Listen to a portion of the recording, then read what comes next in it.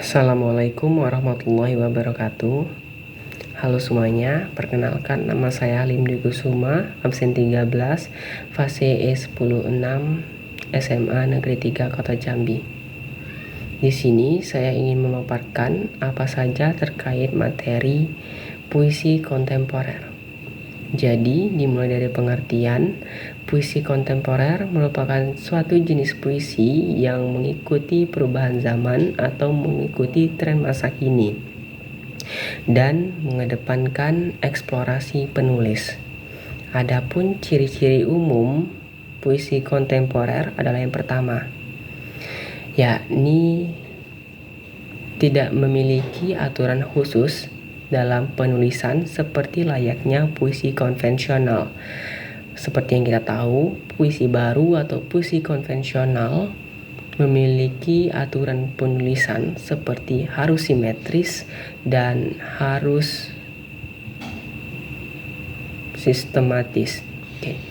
Dan yang kedua, menggunakan bahasa yang sehari-hari agar mudah dipahami.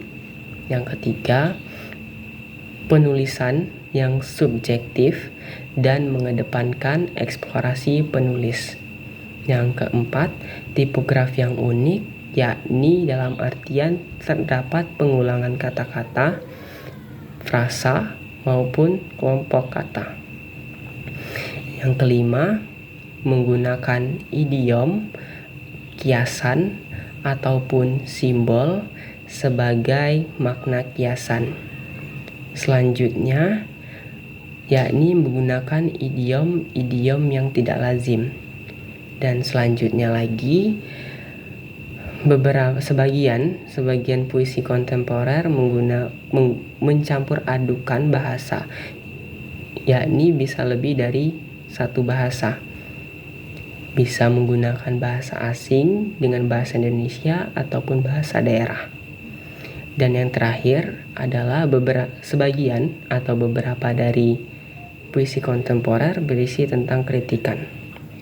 Adapun jenis-jenis puisi kontemporer adalah yang pertama, puisi mantra atau suprakata. Puisi mantra adalah puisi yang mengedepankan citra pendengaran bagi pembacanya. Puisi ini cenderung membuat kata-kata baru yang dapat ditangkap oleh para pendengarnya dan mengkesampingkan bahasa-bahasa konvensional. Adapun ciri-ciri puisi mantra adalah yang pertama, mengedepankan citraan pendengaran bagi pembacanya. Yang kedua, menyampingkan bahasa-bahasa konvensional dan cenderung membuat bahasa baru. Dan yang ketiga adalah dengan menggunakan hal-hal tersebut terciptanya kesan magis puisi mantra. Adapun contoh dari puisi mantra adalah Shanghai karya Sutarji Khalzum Bakri. Pink di atas pong, pong di atas pink. Pink bilang pong, pong bilang pink. Mau pong bilang pink, mau bilang pong. Mau pink bilang pong, mau bilang pink. Ya pong, ya pink, ya pink, ya pong. Tak ya pong, tak ya pink. Ya tak pong, ya tak pink. Sembilu jarakmu merancap nyaring. Jenis yang kedua adalah puisi embeling. Seperti namanya, puisi embeling merupakan puisi yang seperti namanya, kita dapat tahu bahwa puisi ini memiliki kata-kata embeling dalam bahasa Jawa, yaitu nakal atau tidak dapat diatur. Oleh karena itu, adapun ciri-ciri puisi embeling yang pertama, seperti namanya, tidak dapat diatur, yaitu tidak memiliki aturan khusus dalam pembuatannya. Dan yang kedua, puisi embeling biasa bersifat kritikan atau bahasa yang bersifat tajam. Dan yang ketiga, biasa diselipkan anekdot untuk kesan humor.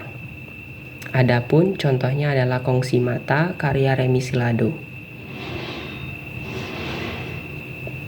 Presiden pertama bermain mata dengan komunisme. Presiden kedua bermain mata dengan kapitalisme. Presiden ketiga bermain mata dengan presiden kedua. Presiden keempat tidak mungkin bermain mata. Adapun jenis selanjutnya adalah puisi tipografi. Puisi ini mementingkan citraan visual sehingga terjadi keunikan dalam kepenulisannya. Kepenulisannya dapat menyesuaikan ekspresi yang diinginkan penulis. Adapun ciri-cirinya adalah yang pertama, terjadi pengulangan kata, dan yang kedua, mementingkan citraan visual sehingga penulis dapat menyampaikan makna apa yang ia inginkan dari puisi tersebut. Adapun contohnya adalah Ajar karya Grace dan Patty. Saya akan menjelaskan terkait kepenulisannya, dan untuk pemahaman yang lebih lanjut silakan bisa riset di internet lebih lanjut. Yakni pada penulisan puisi ini terdapat suatu kalimat yaitu sudah mulai, dan di bawahnya menjorok ke dalam yaitu satu kata yaitu naik, tetapi tidak seperti katanya. Tulisan ini cenderung turun dan membentuk arah diagonal. Setelah tulisan naik pada baris ketiga, di tengah-tengah puisi terdapat kata-kata hidup, dan pada di bawah hidup tersebut menjorok ke kanan lagi membentuk diagonal yaitu kata-kata turun. Dan pada akhir yaitu pada pojok kanan puisi terdapat tulisan sudah mulai. Begitupun pada sisi sebaliknya. Lanjut ke jenis keempat, yakni puisi minim kata. Sesuai namanya, puisi ini sangat minim akan kata-kata atau bahkan bisa terdiri atas satu kata. Dan adapun ciri-cirinya adalah yang pertama, minim kata, dan yang kedua menggunakan simbol-simbol tertentu untuk mendukung makna yang ingin disampaikan penulis agar dapat sampai kepada pembaca. Adapun contohnya adalah Reformasi karya Anonymous.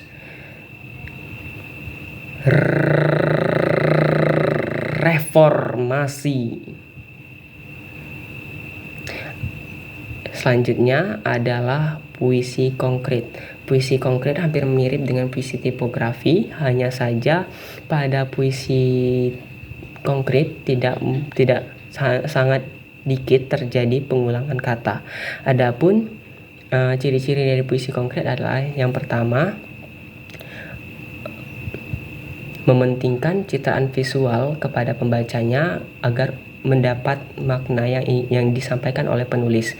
Dan yang kedua, jarang sekali terjadi pengulangan kata. Dan yang ketiga, puisi konkret dapat membentuk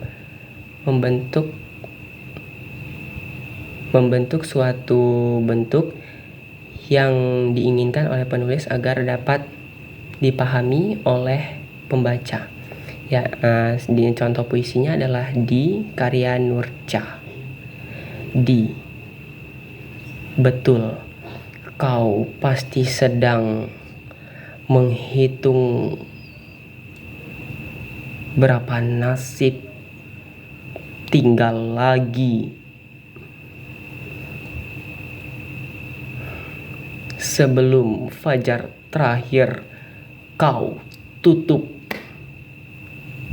tanpa seorang pun yang kenal akan kau. Dan di kau masa kini lengkaplah sudah perhitungan tak masuk akal dan angan-angan di dalam diri kita terhadap tentang sesuatu yang tak bias. Siapapun menerangkan kata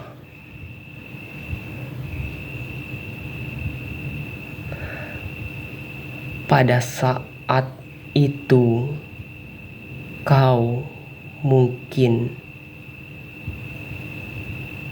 sedang dibolehkan. Puisi selanjutnya adalah puisi tanpa kata. Puisi ini sangat unik karena tidak ada kata dalam kepenulisannya, tetapi menggunakan simbol-simbol sebagai implementasi atau sebagai pengganti makna yang ingin disampaikan. Adapun ciri-cirinya adalah yang pertama, tidak memiliki kata-kata, dan yang kedua menggunakan simbol atau tanda baca dalam kepenulisannya. Contohnya adalah puisi Pupus karya Abdul Malik.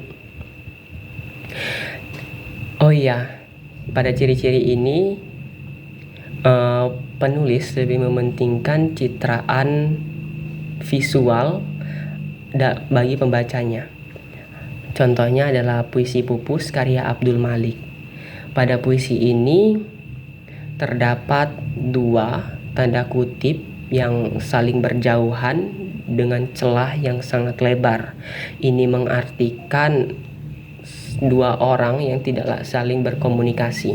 Dan pada baris kedua terdapat dua tanda tanya, dan baris ketiga terdapat satu tanda tanya, dan yang baris terakhir, yaitu baris keempat, terdapat tanda silang yang berarti pupus. Untuk pemahaman lebih lanjut dapat silahkan searching atau riset di internet lebih lanjut. Untuk puisi selanjutnya adalah puisi idiom baru.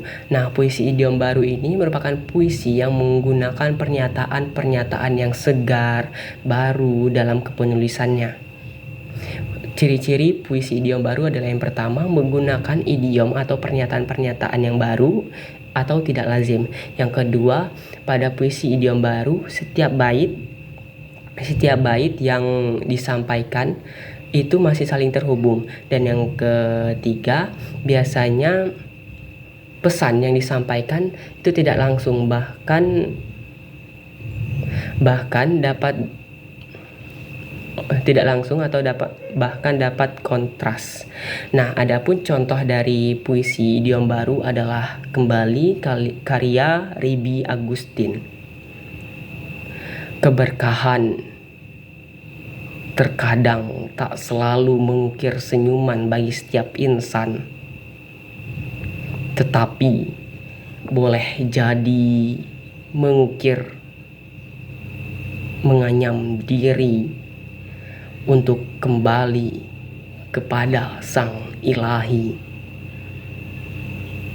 Oke, kita udah sampai di jenis puisi kontemporer terakhir, yakni jenis puisi multilingual. Seperti namanya bisa kita tahu, multilingual merupakan puisi yang memiliki lebih dari satu bahasa dalam satu puisinya. Adapun ciri-ciri dari puisi multilingual adalah yang pertama, terdapat lebih dari satu bahasa, dapat menggunakan bahasa daerah maupun bahasa asing. Yang kedua, konteks bahasa dapat disesuaikan dengan ekspresi yang diinginkan oleh penulis agar dapat tersampaikan dengan sempurna kepada pendengar maupun pembacanya. Adapun contoh dari puisi multilingual adalah Dua Jembatan, Mirabe, dan Asemka, karya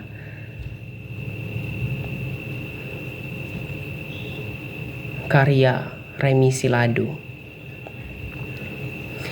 Mengapa orang mau mendengarkan apa Apollinaire yang berkisah tentang kebohongan dunia.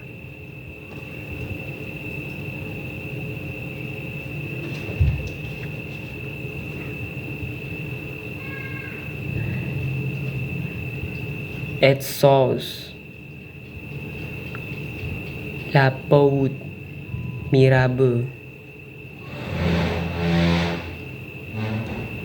Mirabeau, Cole,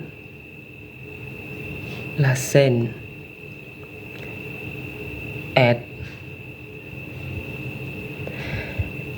non amours.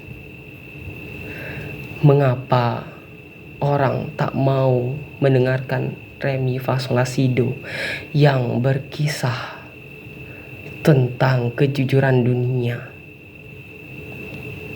Ning ngisore kretek asem ka iku akeh bele cino. Sekian pemaparan materi dari saya. Mohon maaf bila ada kesalahan.